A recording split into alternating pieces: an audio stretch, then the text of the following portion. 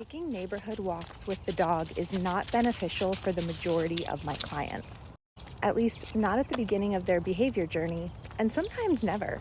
Whether we're talking about neighborhood walks or some other activity, it's important to ask if it is benefiting our dog. I specialize in working with dysregulated dogs, so dogs with anxiety disorders, trauma disorders, dogs who experience hyperarousal. Many of these dogs experience anxiety, which means that they're on high alert even when their trigger isn't present. And this might be all the more true in environments where they've come to expect their triggers to pop up at any moment.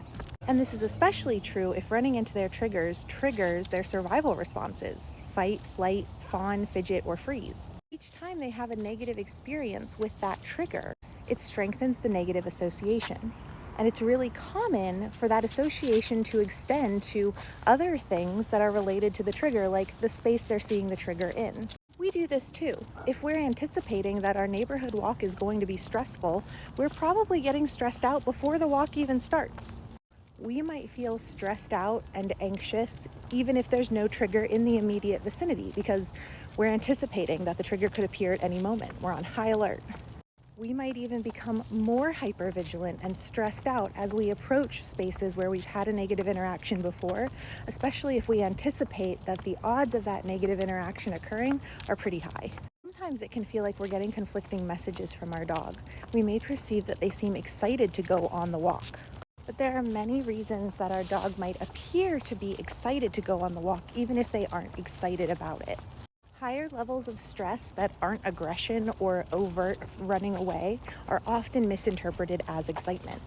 Our dogs may be experiencing conflicting feelings. They might have, for example, some attachment concerns, and so they are absolutely going with you if they anticipate you're leaving. But they're not really feeling good about the walk or about the car ride. They just absolutely are not getting left alone. What I find when discussing this with new clients is that the humans aren't having fun either. They're doing these walks out of obligation. They feel like they are supposed to.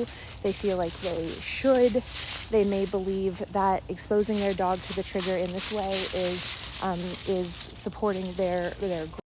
They may believe that the physical exercise benefits the dog is receiving outweigh the negative mental and emotional impacts, which is generally not the case, particularly because toxic stress levels are also bad for physical health. Quite often they are relieved to hear that neighborhood walks are not a necessity, especially if they're doing more harm than good. So if you needed the permission, it is okay not to take neighborhood walks with your dog if they're stressful to you both.